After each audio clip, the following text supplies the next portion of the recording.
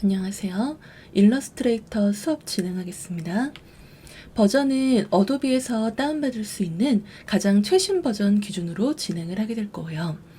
오늘은 먼저 전체적인 인터페이스와 새 창을 열어주기 위해서 필요한 정보들, 그리고 문서를 열어줄 때 여러분이 아셔야 되는 일러스트레이터의 기본 개념들에 대해서 알아보는 식으로 진행을 하겠습니다.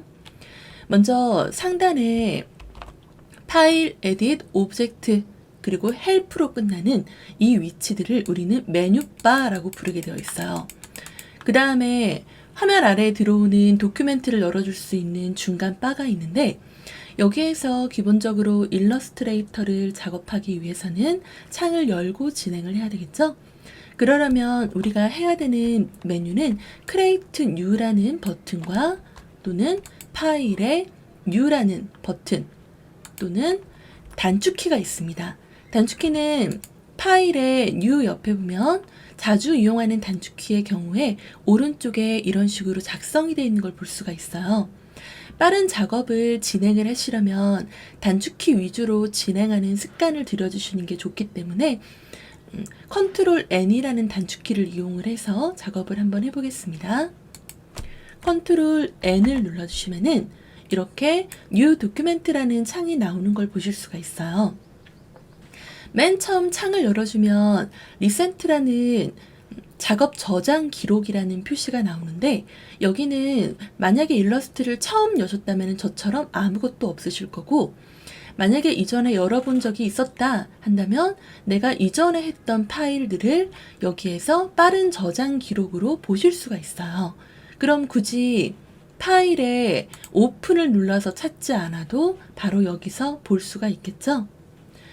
그 다음은 오른쪽에 보시면 모바일부터 아트 일러스트레이션이라는 카테고리들 종류가 나오는데, 이 종류는 일러스트레이터 CC부터 추가된 기능으로 좀 더 이전 버전에 비해서 각각의 목적성에 맞게 새 창을 열 수 있게 도와주는 기능들이에요.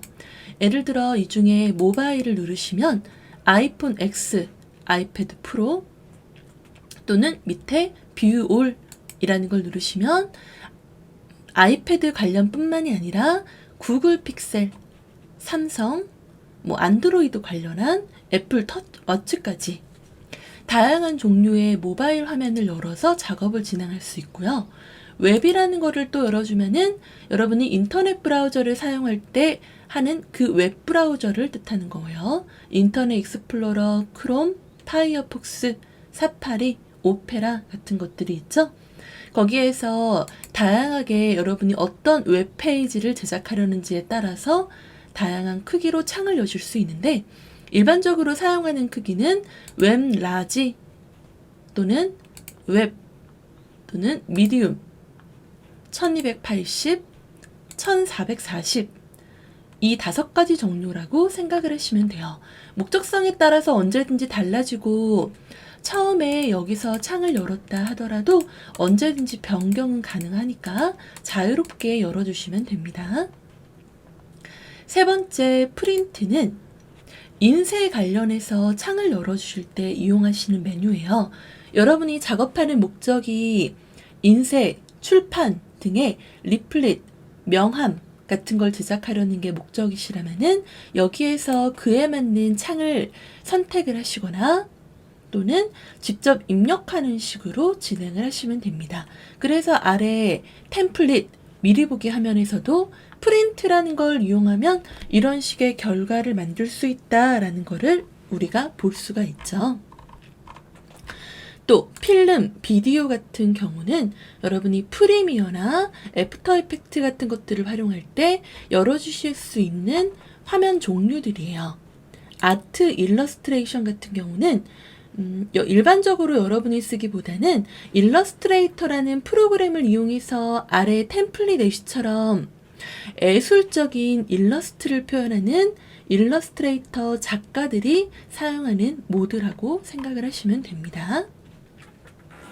우리는 한번 웹브라우저를 이용을 해서 창을 열어보는 식으로 디자인을 해볼 거기 때문에 웹에서 웹을 선택을 하고 창을 한번 열어볼게요. 그 다음 오른쪽에 여기서 선택하시면 끝나는 게 아니라 이제 오른쪽에 프리셋 디테일을 보시면서 나머지 정보를 확인을 해주셔야 돼요. 첫 번째 언타이틀이라고 되어 있는 거는 제목 없음이란 뜻이에요. 제목 없음이라는 건 말 그대로 파일 이름이 선언이 되지 않았다는 뜻이죠. 파일명을 반드시 선언을 하고 들어가 주셔야 돼요. 파일명은 일러스트레이터 기초 이런 식으로 단순하게 작성을 해주시거나 그때그때 원하는 파일명을 한글이나 숫자, 영문 등을 조합해서 만들어 주시면 되고요. 단순히 A, B, C, D 이런 식으로 이름을 기록하는 것보다는 그날 목적에 따른 파일명이라든지 아니면 내가 언제 작업했는지 알 수 있는 날짜 같은 것들을 파일명으로 작성해 주시는 게 좋겠죠. 그리고 아래 위드와 하이트에는 가로 세로 크기가 나오는데 여기에서는 굳이 입력하실 필요가 없이 왼쪽에서 우리가 카테고리에서 골랐던 웹 아래 들어있는 1280에 1024라는 크기가 여기 그대로 저장이 되어 있어요. 만약 원하는 크기가 다르다면 직접 쓰시면 되는데 주의하실 점은 반드시 너비값 오른쪽에 단위를 확인하셔야 된다는 거예요. 단위를 픽셀, 포인트, 인치, 밀리미터, 센티미터 등으로 다양한 종류가 있기 때문에 반드시 단위를 선택하시고 숫자를 쓰셔야 문제가 안 생겨요. 예를 들어서 제가 1000픽셀로 창을 만들고 싶어요. 근데 여기에서 만약에 단위가 밀리미터로 돼 있었어요. 그리고 어쨌든 여기를 1000이라고 쓰면 되겠지 생각하고 이렇게 1000이라고 썼어요. 그럼 밀리미터네 하고 나중에 깨달아가지고 이거를 픽셀로 변경했어요. 그러면 1000밀리미터와 1000픽셀이라는 거는 완전히 다른 개념이죠. 그렇기 때문에 픽셀을 누르는 순간 수치가 변하는 걸 볼 수 있죠. 그럼 결국엔 우리는 다시 이거를 또 1000이라고 재변경을 해야 되겠죠. 이런 식의 시간 낭비가 되지 않도록 단위를 반드시 먼저 설정을 하고 그 다음에 값을 입력하는 식으로 진행을 해주셔야 됩니다. 기본적인 개념일수록 습관이 잘못 들리면은 나중에 작업이 점점 꼬이면서 순서가 어그러질 수가 있으니까 이런 기본적인 개념부터 차근차근 익혀 나가시는 게 굉장히 중요합니다. 그 다음은 오리엔테이션 이라는 걸로 사람 모양 아이콘이 있죠? 종이 방향을 뜻하는 거예요.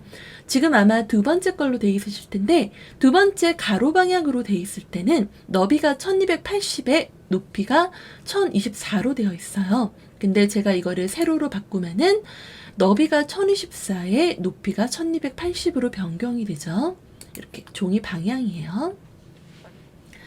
그 다음 오른쪽에 아트보드라는 거는 우리가 일러스트를 창을 열어줄 때는 도큐멘트 작업창에서 새로운 창을 또 이어서 만들고 싶을 때는 굳이 또 파일의 U를 눌러서 만드실 필요가 없어요. 바로 이 아트보드라는 걸 이용하시면은 한 문서 안에 여러 개의 도큐멘트를 제작하실 수가 있거든요. 그런 준비사항인데 미리 쓰셔도 되고 이것 또한 이후에 설정 가능하니까 지금 당장은 작성하지 않으셔도 괜찮습니다. 그 다음 아래 블리드라는 거는 여백이라는 뜻이에요. 이 여백은 웹에서 사용하는 개념이라기보다는 주로 위에 프린트 같이 인쇄 출판 쪽에서 여백을 사용할 때 보는 여백 개념이에요. 예를 들어 여러분이 책을 펼치실 때 책이 만약에 이렇게 있다면은 접었을 때 글자나 이미지가 여기 접힌 경계에 딱 붙어 있는 거 못 보셨죠? 항상 글자는 어느 정도 여유를 담고 안에 써 있고 이미지도 안에 써 있어요. 그럼 이게 바로 글자나 이미지를 조금이라도 편하게 보기 위해서 사용하는 여백, 블리드라는 개념이라고 단순하게 우선은 생각을 해주시면 됩니다. 깊게 나가시면 조금 더 생각해야 되는 개념들이 있으니까 기본적인 개념만 먼저 알고 있으시면 충분해요. 그리고 아래 어드밴시드 옵션 얘를 눌러보시면은 추가적인 정보를 보실 수가 있는데 꼭 누르셔야 되는 건 아니고 그 밑에 써 있는 컬러 모드, RGB, PPL 72 이 변경값을 수정하고 싶을 때만 눌러주시면 돼요.